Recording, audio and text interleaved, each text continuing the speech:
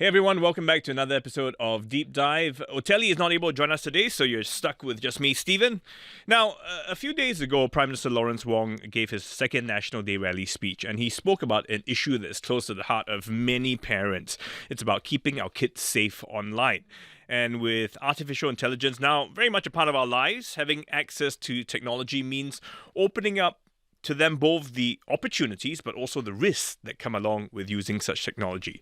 So that, of course, is a real challenge. So how do we keep our kids safe online while still letting them explore, learn new things, pick up new skills? How can we prepare them for this brave new world, but in a safe way?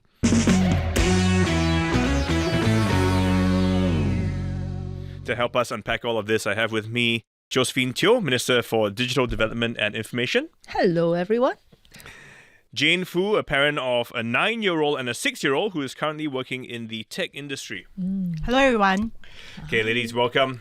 Minister, I'll start with you. In his rally speech, Prime Minister said kids are having too much screen time. And this is not new, but what do you think has really changed in the last 10, 20 years? When I think about the lives of children and how they relate to parents, I think there are two things that make it so much more challenging.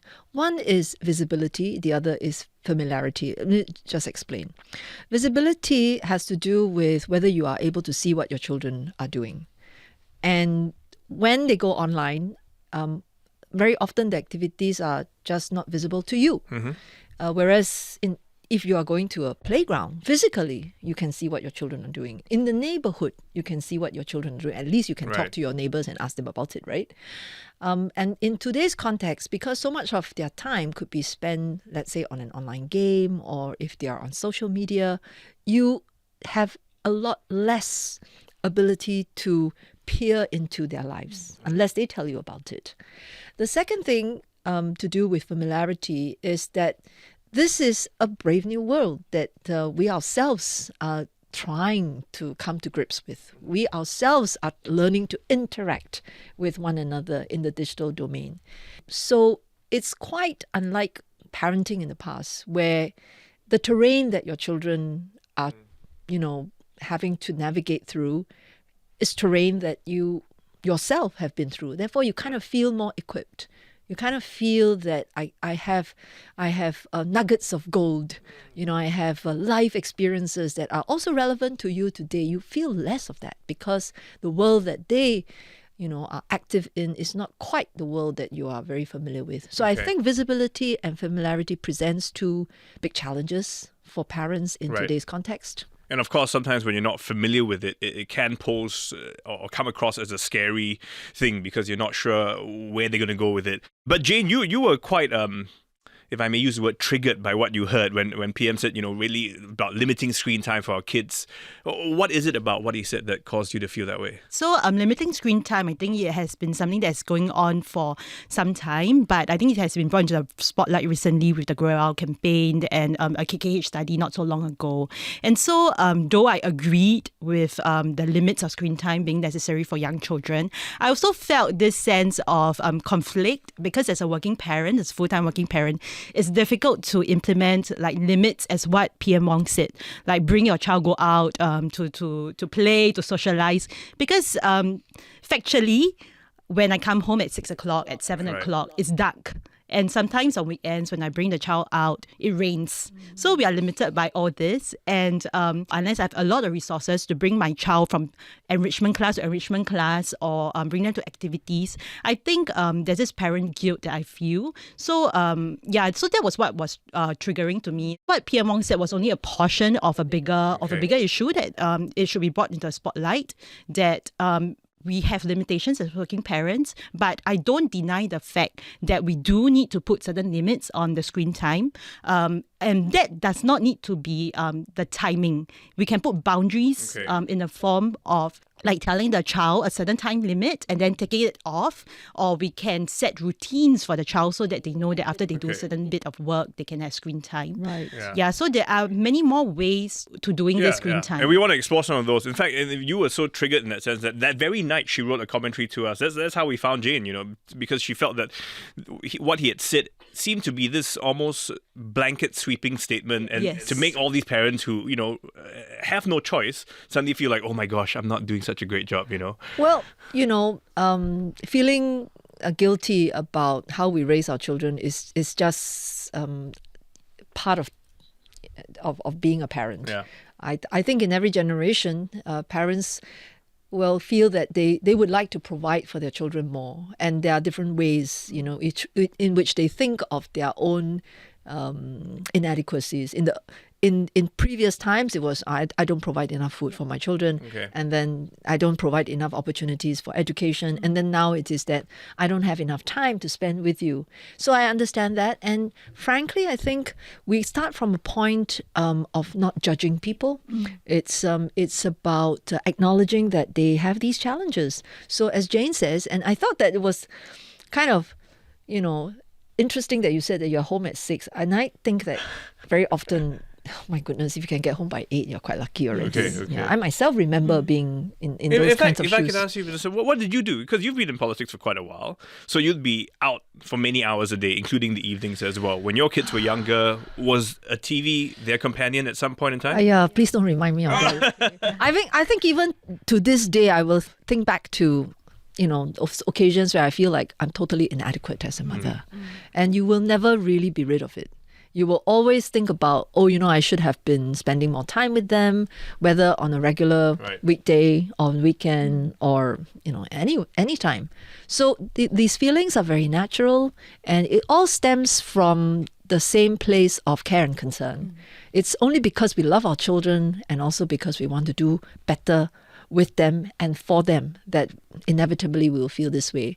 But coming back to this topic of highlighting it, I think the objective really is to say that collectively we probably need to think of better ways to support each other, and to acknowledge the fact that on the one hand, this incredible device and the world in which it opens up brings many opportunities, as we talked about earlier, and it is also a world that we have to help our children learn to navigate and make sense of and be good at. And yet at the same time, it's also acknowledging the fact that we can also go overboard. It's acknowledging the fact that if we are not careful, we end up encouraging or cultivating habits and behaviours that may not serve them very well in the long run. So I think PM's concern, and I think the reason he wanted to shine a spotlight on this issue at the most important speech that he makes every year, is to say that as a society we probably have to find ways to do better in support of each other. That's where I think he's coming from. And it's really challenging because we've talked about this topic several times in different formats, even here in Deep Dive, about how AI and technology are so much a part of our lives that students are also using them to learn, to help them do the work, their research. So it's a question of at which point does it do the thinking for me, and therefore I am not learning. And that was one of the debates we had, where some felt that AI is taking away your ability to learn as a young student, but at the same time it is filling a void that I could learn in a way that I probably never would have without AI. Absolutely. Yeah. So how then do we bridge this in that sense? Because we need to use it, but at the same time we don't want to use it too much. And then it's like what Jane said, maybe is it about drawing boundaries and saying when you use it, how you use it? What do you both think? From my point of view, because my kids are still very young, 9 and 6, I don't want them to go too fast into AI, because I think that just as how we want to learn algebra, our kids will learn algebra, they need to learn the building blocks. We wouldn't teach our kids algebra without teaching them addition and subtraction. So I still go by the old principle of, Googling the internet, finding out what are the sources, finding out a wide variety of sources and discerning what is accurate, and then helping them to discern which information is the correct one. So personally for me, for my boy, because it's learning science, I use the internet to search for life cycles. And I show him this is the video of a life cycle. I show you different videos. So I don't use AI to teach them. And I don't think that there's a rush towards teaching AI, at least for the primary school, because it teaches them the foundational knowledge to think. But beyond secondary school, I do acknowledge the potential benefits of it. But again, then the onus also lies with the parents to teach the kids, to remind the kids how not to use it. There's a lot of debate about just putting in prompts for your essay and having the whole essay out. Beyond what the school is teaching, the parents must also remind the kids that it is plagiarism or the values that the parents must teach. I think Jane is actually a very sophisticated AI user and therefore able to get a sense of how AI should or should not be introduced to the children at a very young age. I think as a first step, it goes to this point about familiarity. If you yourself aren't using AI in any meaningful way, you can't possibly understand the limits of its use, and you also don't know what are the risks that comes with it. And if you're then trying to figure out how to parent, with a limited knowledge yourself, I think that's already a handicap. So first things first, I think we ourselves need to play around with this technology and understand the extent to which it is usefully applied and the extent to which it makes mistakes and it really should not be used. So gaining that understanding ourselves is ground level. First step, must get there first. Otherwise, it's really tough for us to then think about what are the right ways of letting our children be exposed to it. So Jane, to me, is actually quite sophisticated in the way she thinks, because not everyone understands that this technology, especially generative AI, can make mistakes and it can spew nonsense while sounding very, very, very confident. That's right. So therefore, I think as a nation, it goes in lockstep. Thinking about, parenting in an AI age goes hand in hand with understanding how you use this technology for good and what are the problems that come with it. So you can't separate the two too much. Your whole knowledge universe must encompass these two. If you don't have a sense of how it's useful in the workplace, you also don't quite know how to tell your children. I mean, you got to know how it works, right? Exactly. So I imagine it's almost like, I was just thinking as you were saying that, it's like learning how to drive a car. I can't teach my kids how to drive if I didn't know how to drive myself. You can pay an instructor lah. I know here, but overseas the parents can teach. Yes, of course. But at the same time, but you must know, the limits. And the basics and how the car works, how the gears change. But at the same time, are you not afraid that because now I don't have to learn how to drive a manual car, I can straight away learn how to drive an automatic car? So in the same way, technology is leapfrogging sometimes. Yes. Do we really need to understand always the foundation? Are you concerned that your kids may be a little bit left behind, that they're not? No, I think they're digital natives. So whatever technology that you give them, they will pick up very fast. Much faster than you can. Yeah, much That's faster. true. Yeah, and frankly speaking, we don't know how AI will look like in 1-2 years' time.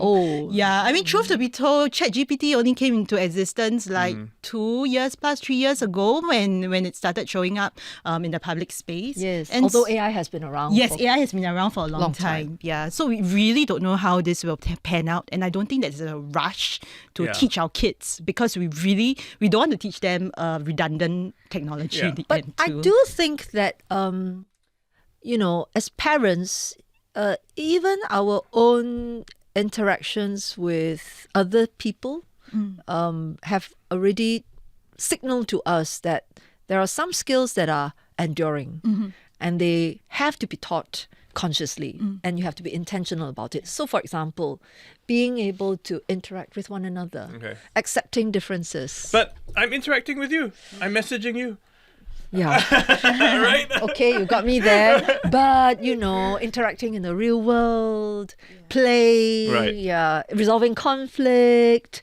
So is that what we're saying in a way, that we want more of that FaceTime, that human interaction? Not just the connection online. Yeah, I believe that the online world is a replica of the offline world.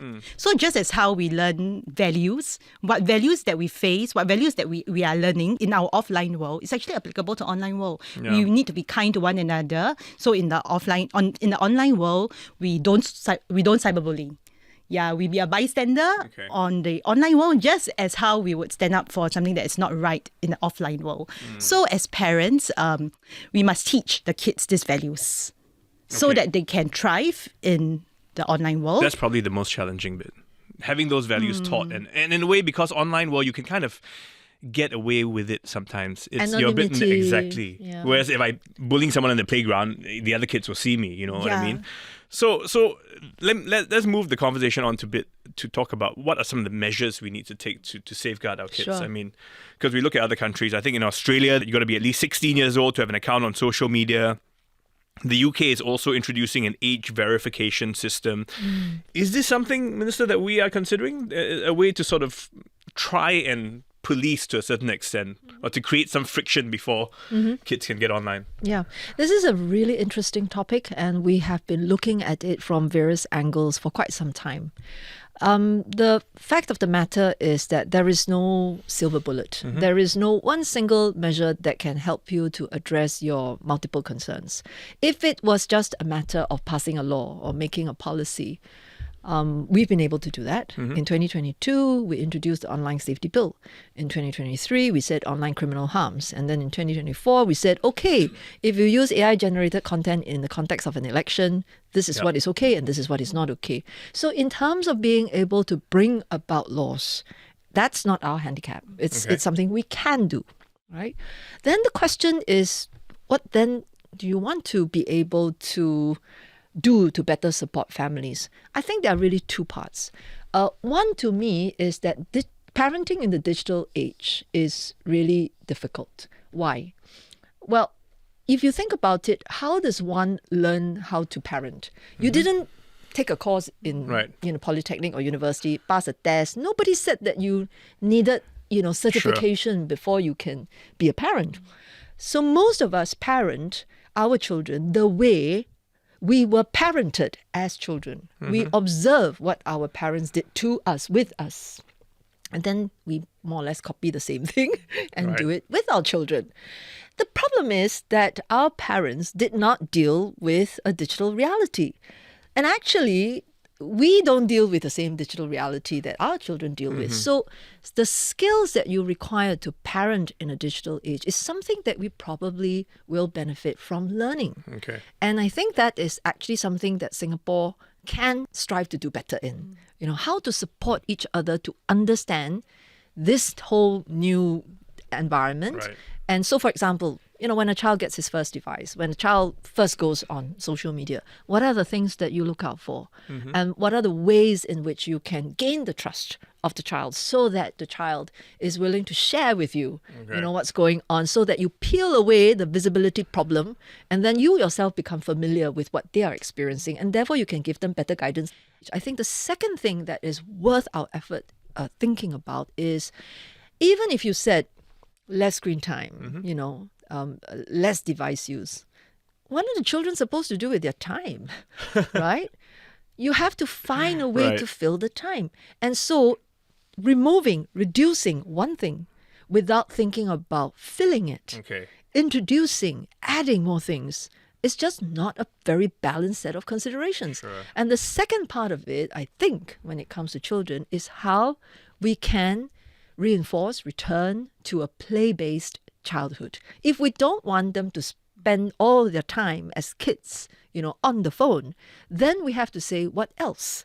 Then is it a play-based childhood? And if it is a play-based childhood, what do we do in the physical environment, in the home environment, in the school environment that helps to, grow the desire of children? I want to go to the playground, and more than I want to play with my phone, or I want to go and see my friends, or I want to go have a walk with grandpa. How do we bring this about as a society, returning to a play-based childhood?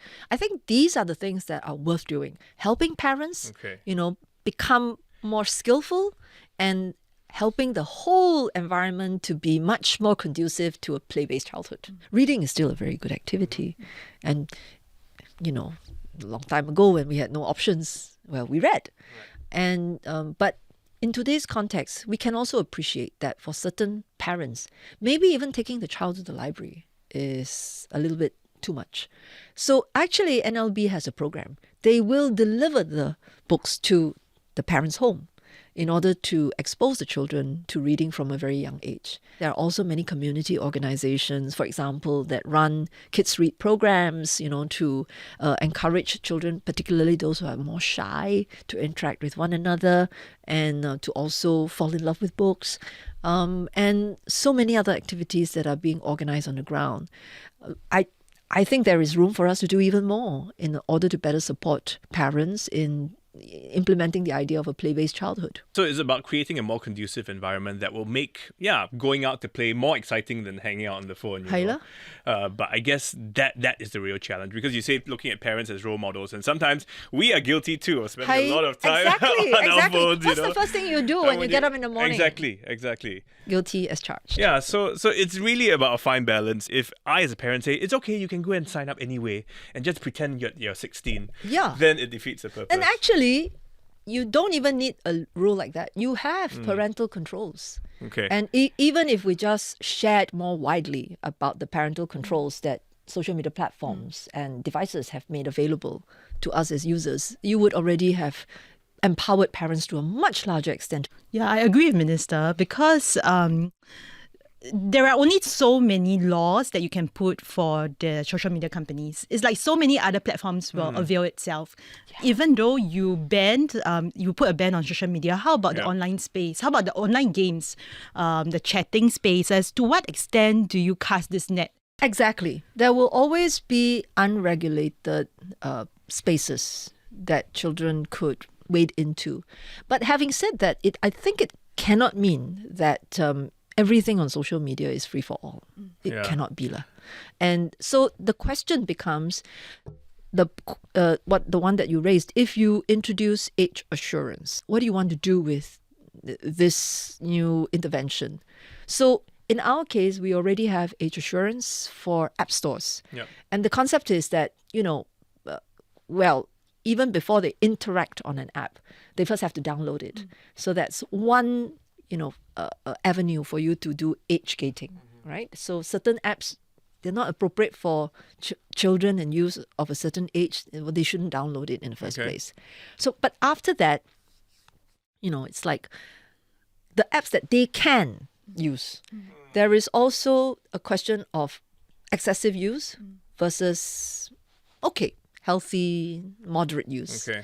And even if they had moderate use in terms of time, well, what are they seeing, when they go onto these platforms? Okay. And is there an understanding with the platform of what we can do, on a data-driven basis? Are we able to observe, and are we able to find a way to nudge?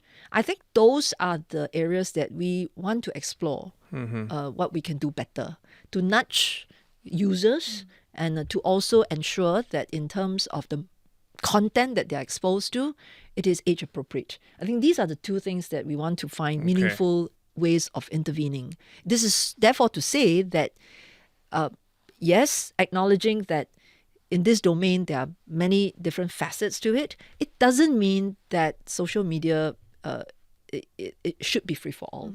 There should be some ways of moderating the content that is exposed to young people and to make sure that they are age appropriate. I mean, we all, I think, agree that when it comes to things like pornography and violence in certain areas, it's definitely no-go areas, But when you say nudge, I mean, what are you really saying? We have been looking, to firstly have a better assessment of what kinds of age verification are robust.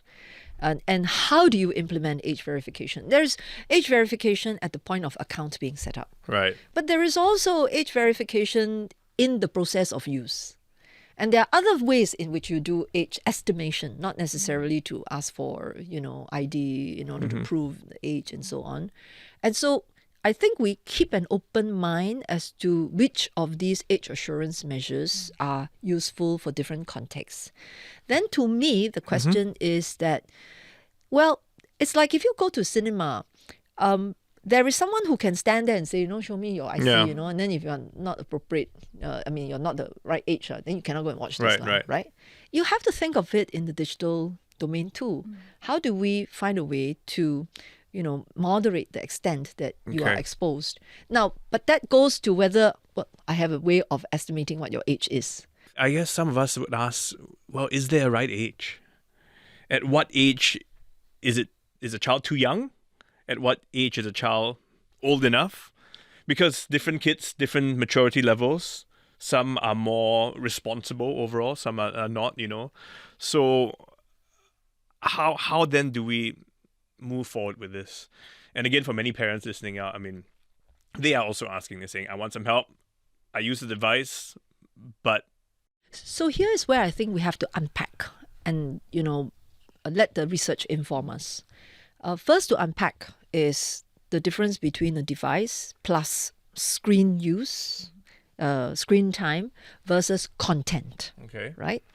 So I think the science on the screen time is quite well understood. And there was a set of guidelines that was put together by colleagues in the Ministry of Education, together with colleagues in the Ministry of Health and the Ministry of Social and Family Development. So below the age of 18 months, really zero screen time. Don't touch the device. It's best not to expose your kids at all. And don't normalize that behavior for them so early. Where it gets less clear is content. When the kids are exposed to, for example, social media, what constitutes good exposure? What constitutes bad exposure? And there is quite a lot of debate around that. I think regardless of where the research findings take us, even intuitively we know that we don't want children to be exposed to overly sexualized images. Yeah. We don't want the children to become victims of cyberbullying. We don't want children to see so much violence and, somehow form in their minds that this is normal behavior. So even within these limits, I think, there is room for us to say, how do you then either work with the platforms to try and moderate exposure or together allow the parents to peel away this, opaqueness and have a relationship with the child that actually is inviting to the child in terms of being willing to share with the parents what they are exposed to. So that's one thing. There has to be a stronger sense that when we have online interactions, there is a certain accountability. What you said earlier, what constitutes good behavior? Well, if you want to have good behavior be the norm, then antisocial behavior, bad behavior, has to come with a consequence. And the consequence sometimes is just that this content should be made to disappear. So when Parliament reopens, I think we are tabling a new bill. It's on online safety, relief and accountability. The idea is that if people are harmed through their online interactions, there must be a way to get either the perpetrator or the platform to, in the first instance, remove the content so that you bring relief to the victim and then find some way of saying that, look, if you are recalcitrant, then maybe this is antisocial behavior. You have to find a way to say that you have to be held to account. Stronger measures for that. So it really sounds like, with online harm and things like that, we want to hold people accountable, but otherwise you're kind of saying that for the rest, it's really about the parent and the child and that relationship where they need to, a large extent, be more involved and perhaps parents need to take on a bigger role. Is that fair to say that they need to be more involved? Jane, what do you think? So I think it's going back to the fundamentals of parenthood. What is our role as a parent? It is to teach the child. It is to guide the child. And so to guide the child and to teach the child, you need to spend time with the child. You need to teach the child values. You need to know what the child is doing. So it's just going back fundamentally to that. On knowing what the child is doing online, I think a very easy way to circumvent or to know what the child is doing online is to have the child play the device or do the device in the living room until a certain age where he is old enough and is mature enough to understand the risks involved. And that takes regular talking to him or to her onto what are the potential risks that you will take, that you will meet online, and just having unfiltered time about addressing it. I think as a society, we can do better in supporting parents. I'm completely sympathetic towards parents to say, I'm at my wit's end. And I want to do this with my children, with my child, but I don't know how. Okay. So can you help me? can society come together to provide more resources, more support in me trying to discharge my responsibilities as a caring parent, as a loving parent? I think this is one part that is very worth our effort in doing. I think all parents, are in this space and trying to figure it out as it goes along. And if I were to have to parent in the AI age, I think these fundamentals don't change so much. Yeah. But I still think that I have to make an attempt to understand their world.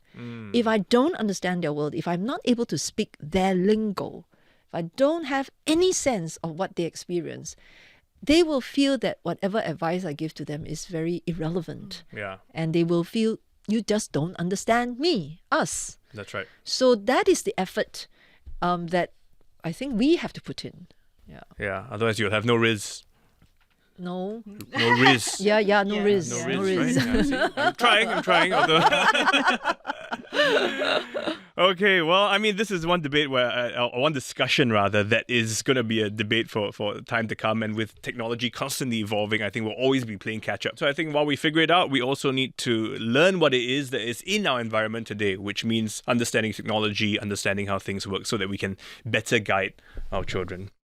Well, folks, if you also have thoughts on this issue, we do want to hear from you. I mean, I think that many parents out there who all have this debate at the dinner table, so let us know your thoughts, any opinions you have on it as well. We do love to hear from you. But otherwise, that's it for Deep Dive today. Let me just give a shout out to my team, Tiffany Ang, Junani Johari, Joanne Chan, Sayawin, Ho Pei Ning, Nathaniel Fetovero, and Alison Jenner. Video by Radza Rahman. We'll see you next week. Bye for now.